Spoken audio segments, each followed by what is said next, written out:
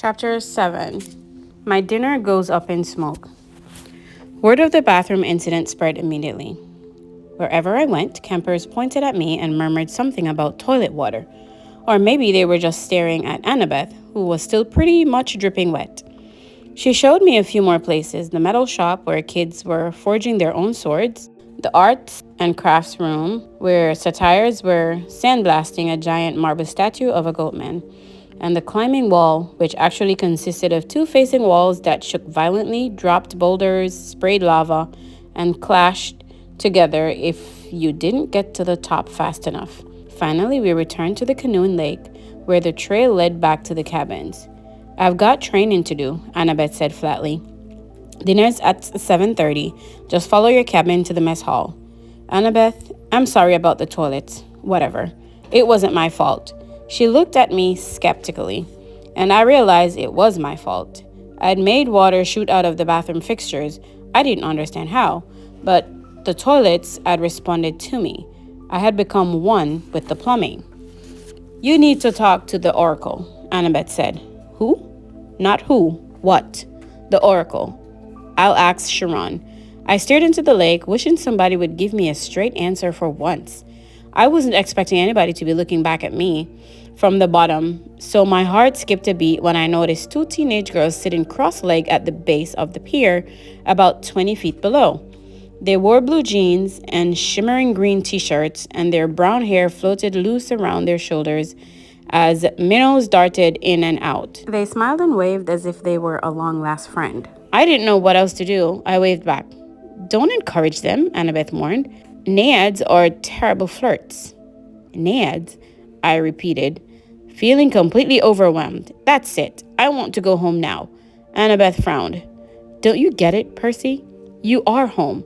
This is the only safe place on earth for kids like us." "You mean mentally disturbed kids?" "I mean not human. Not totally human, anyway. Half human. Half human and half what?" "I think you know." I don't want to admit it, but I was afraid I did. I felt a tingling in my limbs, a sensation I sometimes felt when my mom talked about my dad. "God," I said. "Half God?" Anabeth nodded. "Your father isn't dead, Percy. He's one of the Olympians." "That's crazy." "Is it?" "What's the most common thing gods did in old stories?" "They ran around falling in love with humans and having kids with them." "Do you think they've changed their habits in the last few millennia?" "But those are just..." I almost said myths again. Then I remembered Sharon's warning that in 2,000 years, I might be considered a myth. But if all the kids here are half gods... "Demigods," Anabeth said. "That's the official term. Or half-bloods." "Then who's your dad?" Her hands tightened around the pier railing. I got the feeling I'd just trespassed on a sensitive subject. "My dad is a professor at West Point," she said. "I haven't seen him since I was very small. He teaches American history. He's human." "What?" "You assume it has to be a male god who finds a human female attractive? How sexist is that?" "Who's your mom then?" "Cabin 6, meaning?" Anabeth straightened. "Athena, goddess of wisdom and battle."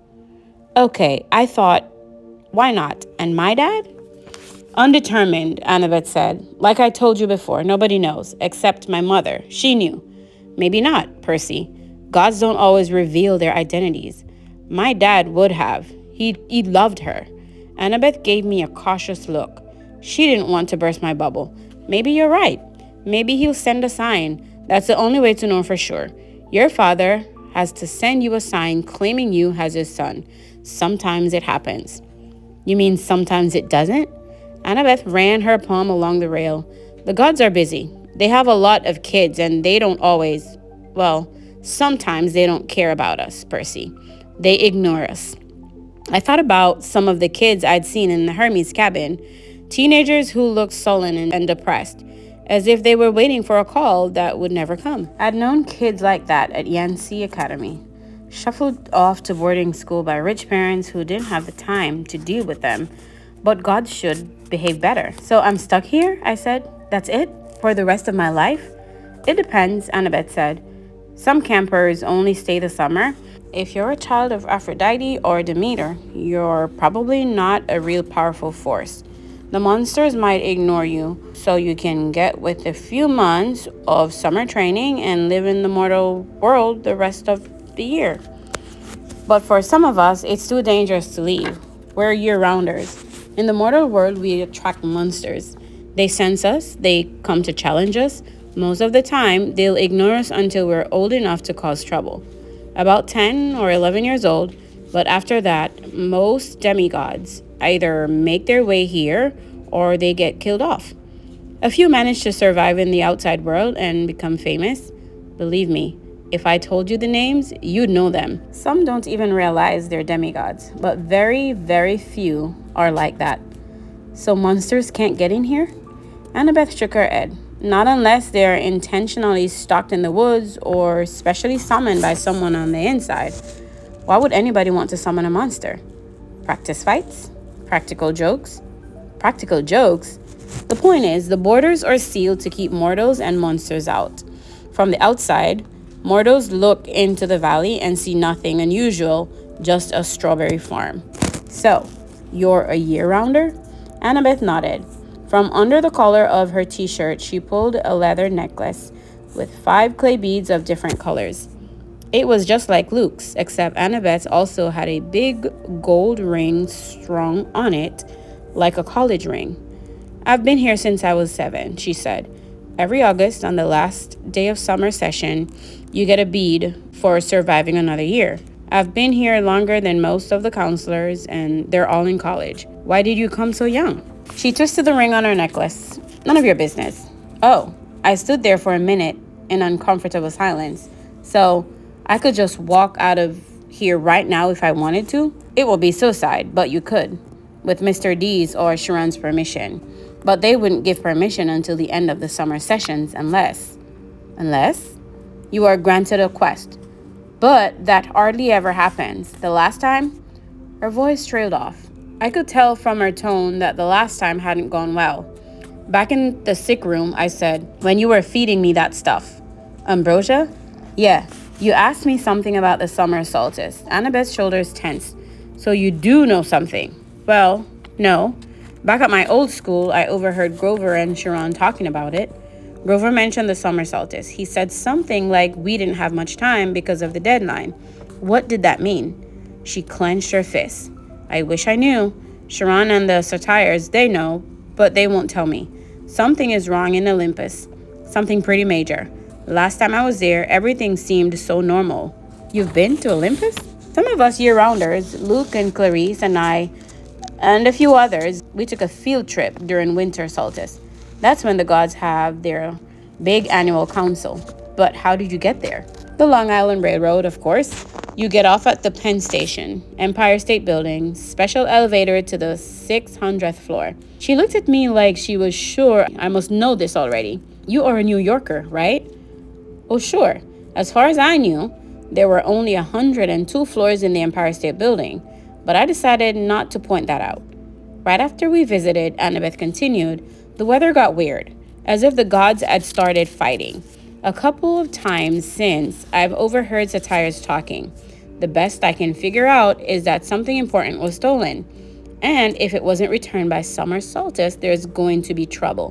When you came, I was hoping, Athena can get along with just about anybody except for Ares. And of course, she's got the rivalry with Poseidon. But, aside from that, I thought we could work together. I thought you might know something.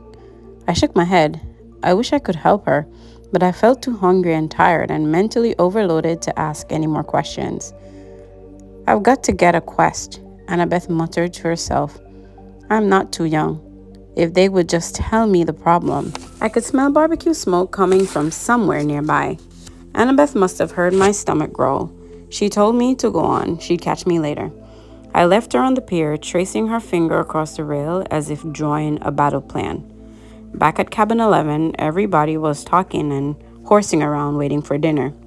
For the first time, I noticed that a lot of the campers had similar features. Sharp noses, upturned eyebrows, mischievous smiles. They were the kind of kids that teachers would peg as troublemakers. Thankfully, nobody paid much attention to me as I walked over to my spot on the floor and plopped down with my minotaur horn. The counselor, Luke, came over. He had the Hermes family resemblance too. It was marred by that scar on his right cheek, but his smile was intact. "Found you a sleeping bag," he said. "And here, I stole you some toiletries from the camp store." I couldn't tell he was kidding about the stealing part. I said, "Thanks." "No prob." Luke sat next to me, pushed his back against the wall. "Tough first day?" "I don't belong here," I said. "I don't even believe in gods." "Yeah," he said. "That's how we all started.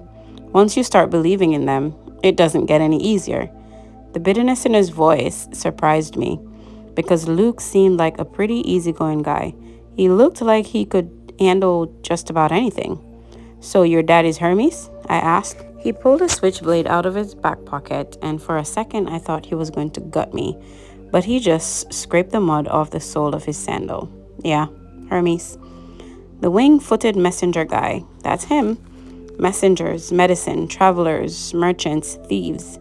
Anybody who uses the roads. That's why you're here, enjoying Cabin 11's hospitality.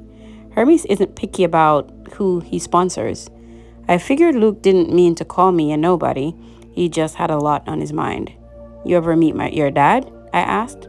"Once." I waited, thinking that if he wanted to tell me, he'd tell me. Apparently he didn't. I wondered if the story had anything to do with how he got his scar. Luke looked up and managed a smile. "Don't worry about it, Percy. The campers here, they're mostly good people. After all, we're extended family, right? We take care of each other."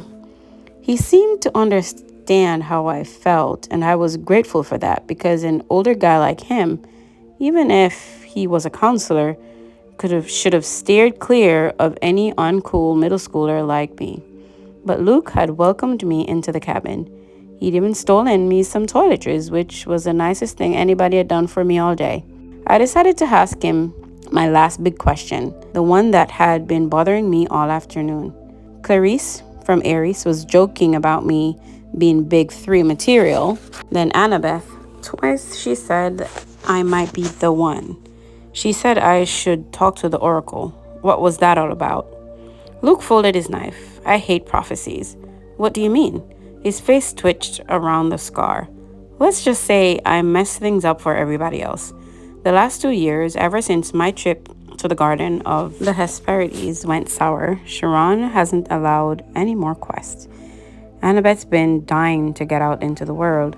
She pestered Sharon so much he finally told her he already knew her fate. He'd had a prophecy from the oracle.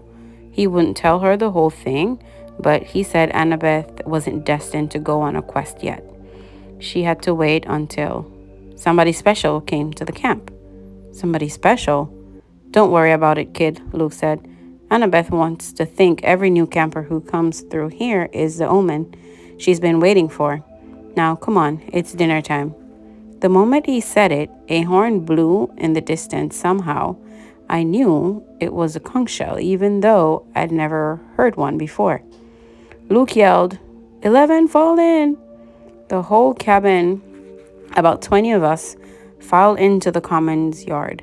We lined up in order of seniority, so of course I was dead last.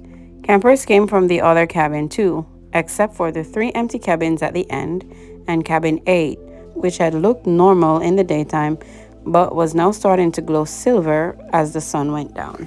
We marched up the hill to the mess hall pavilion. Satyrs joined us from the meadow. Naiads emerged from the canoeing lake. A few other girls came out of the woods, and when I say out of the woods, I mean straight out of the woods. I saw one girl about 9 or 10 years old melt from the side of a maple tree and come skipping up the hill. In all, there were maybe 100 campers, a few dozen satyrs, and a dozen assorted wood nymphs and naiads. At the pavilion, torches blazed around the marble columns. A central fire burned in a bronze brazier the size of a bathtub. Each cabin had its own table, covered in white cloth, trimmed in purple. 4 of the tables were empty, but cabin 11's was way overcrowded. I had to squeeze on to the edge of a bench with half my butt hanging off. I saw Grover sitting at a table 12 with Mr. D, a few satires, and a couple of plump blonde boys who looked just like Mr. D. Sharon stood to one side, the picnic table being way too small for a centaur. Anabeth sat at table 6 with a bunch of serious-looking athletic kids, all with her gray eyes and honey blonde hair. Clarice sat behind me at Heresy's table. She'd apparently gotten over being hosed down because she was laughing and belching right alongside her friends. Finally, Sharon pounded his hoof against the marble floor of the pavilion, and everybody fell silent. He raised a glass to the gods. Everybody else raised their glasses to the gods. Wood nymphs came forward with platters of food: grapes, apples, strawberries, cheese, fresh bread, and yes, barbecue. My glass was empty, but Luke said, "Speak to it." "Whatever you want, non-alcoholic, of course," I said, "cherry Coke." The glass filled with sparkling caramel liquid. Then I had an idea. Blue cherry Coke. The soda turned a violent shade of cobalt. I took cautious sips. Perfect. I drank a toast to my mother. She's not gone, I told myself. Not permanently, anyway. She's in the underworld. And if that's a real place, then someday... "Here you go, Percy," Luke said, handing me a platter of smoked brisket.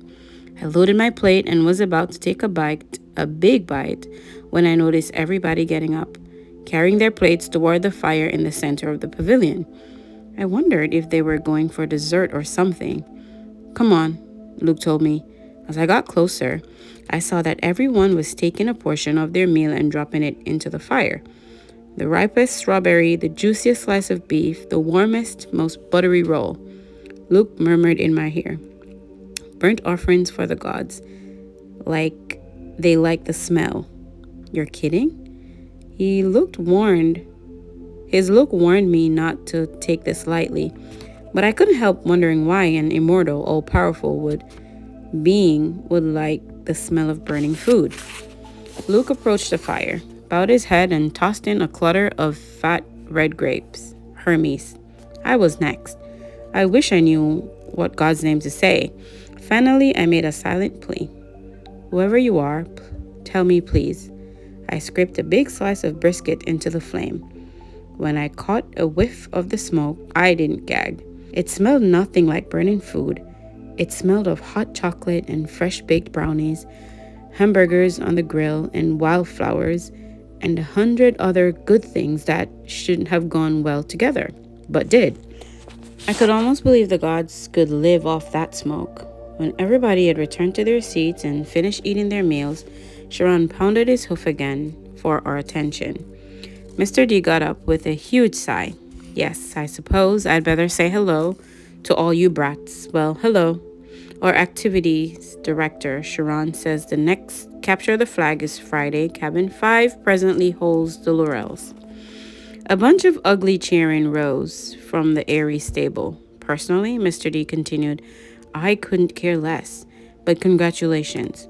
Also, I should tell you that we have a new camper today, Peter Johnson." Sharon murmured something. Percy Jackson," Mr. D corrected. "That's right. Hooray. And all that. Now run along to your silly campfire. Go on." Everybody cheered. We all headed down toward the amphitheater, where Apollo's cabin led a sing-along. We sang camp songs around the gods and ate s'mores and joked around, and the funny thing was, I didn't feel that anyone was staring at me anymore. I felt that I was home. Later in the evening, when the sparks from the campfire were curling into a starry sky, the conch horn blew again, and we all filed back to our cabins. I didn't realize how exhausted I was until I collapsed on my borrowed sleeping bag. My fingers curled around the Minotaur's horn. I thought about my mom, but I had good thoughts. Her smile, the bedtime stories she would read me when I was a kid, the way she would tell me not to let go of the bedbug's bite. When I closed my eyes, I fell asleep instantly. That was my first day at Camp Half-Blood. I wish I'd known how briefly I would get to enjoy my new home.